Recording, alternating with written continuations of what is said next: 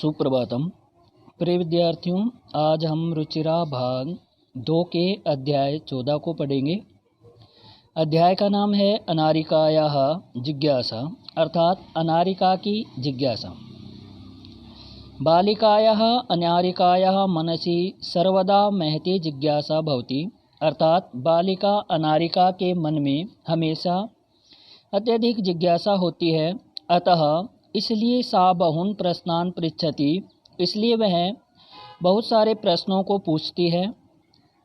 तस्याः प्रश्नैः, उसके प्रश्नों के द्वारा सर्वेषां बुद्धिं चक्रवत् भ्रमति, सभी की जो बुद्धि है वो चक्र के समान घूमती है।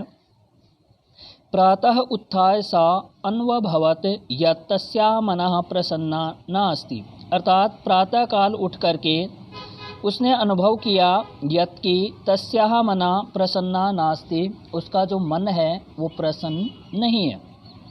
मनोविनोदाय सा भ्रमितुं गृहात् बहिः अगच्छत्, मन को प्रसन्न करने के लिए वह भ्रमितुं भ्रमण करने के लिए गृहात् घर से बहिः अगच्छत्, बाहर गई। भ्रमण काले सा अपश्यत्, भ्रमण काल में सा अपश्यत, उसने देखा यत् कि मार्गाः सुसज्जिताः सन्ति, जो मार्ग है वो सुसज्जित है। सा चिंतयति, वह सोच रही है, किमर्थम इयं सज्जा, ये जो इतनी सजावट है ये किस लिए। सा अस्मरत, वह भूल गई यत् कि अद्य तु मंत्री आगमिष्यति, आज तो मंत्री आएंगे। सः, वह अत्र किम अर्थम आगमिष्यति इति विषये तस्या जिज्ञासा प्रारब्धा, यहाँ पर मंत्री किस लिए आएंगे इस विषय में उसकी जिज्ञासा आरंभ हुई। गृहम आगत्य, घर को आकर के सा पितरम अपृच्छत, उसने पिता को पूछा। पितः मंत्री किम अर्थम आगच्छति, मंत्री किस लिए आ रहे हैं। पिता अवदत्, पिता बोला, पुत्री नद्याः उपरि, नदी के ऊपर नवीनः सेतु निर्मितः, नवीन अर्थात नया सेतु निर्मितः बना है। तस्य उद्घाटनार्थम मंत्री आगच्छति, उसके उद्घाटन के लिए मंत्री आ रहे हैं। अनारिका पुनः अपृच्छत, अनारिका ने फिर से पूछा। पिता किम मंत्री सेतोः निर्माणम अकरोत्, क्या मंत्री ने सेतु का निर्माण किया। पिता अकथयत, पिता ने कहा, नहीं पुत्री सेतोः निर्माणम कर्मकरः अकुर्वन्, अर्थात जो सेतु का जो निर्माण है वो कर्मकरा अर्थात कारीगरों ने किया है। पुनः फिर से अनारिकायाः प्रश्न आसीत्, फिर से अनारिका का प्रश्न था, यदि कर्मकरः सेतु निर्माणम अकुर्वन्, यदि कारीगरों ने सेतु का निर्माण किया, तदा फिर मंत्री किम अर्थम आगच्छति, तो फिर मंत्री किस लिए आ रहे हैं। पिता अवदत्, पिता बोला, यतो ही सः अस्माकं देशस्य मंत्री, क्योंकि वे हमारे देश के मंत्री हैं। पिता सेतु निर्माणाय प्रस्त्राणि कुतः आयन्ति, सेतु के निर्माण के लिए प्रस्त्राणि अर्थात पत्थर कुतः आयन्ति, कहाँ से आते हैं।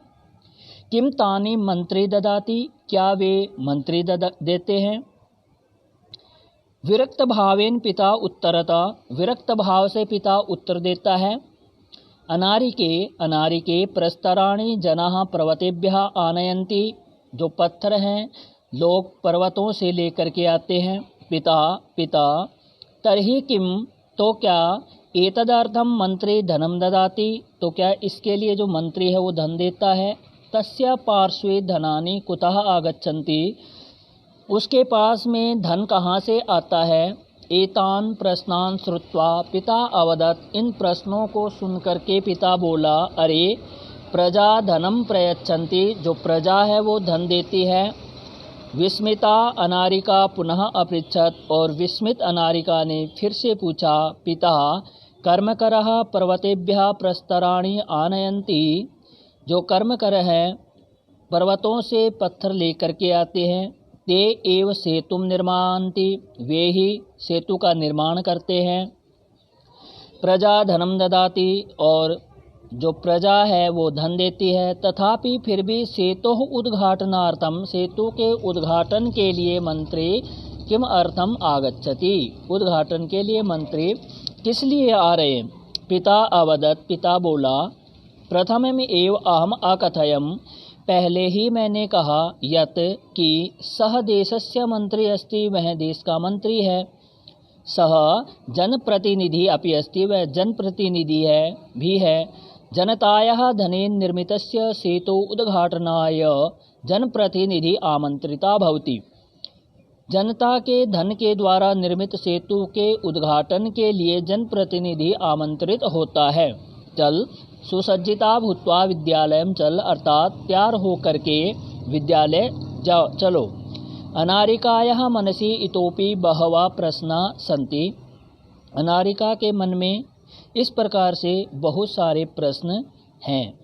प्रिय विद्यार्थियों, इसमें से यदि आपको किसी प्रकार से कोई शब्द, कोई लाइन आपको समझ में ना आए तो आप मुझे ज़रूर लिखें, मैं उसका उत्तर आपको ज़रूर दूंगा। धन्यवाद।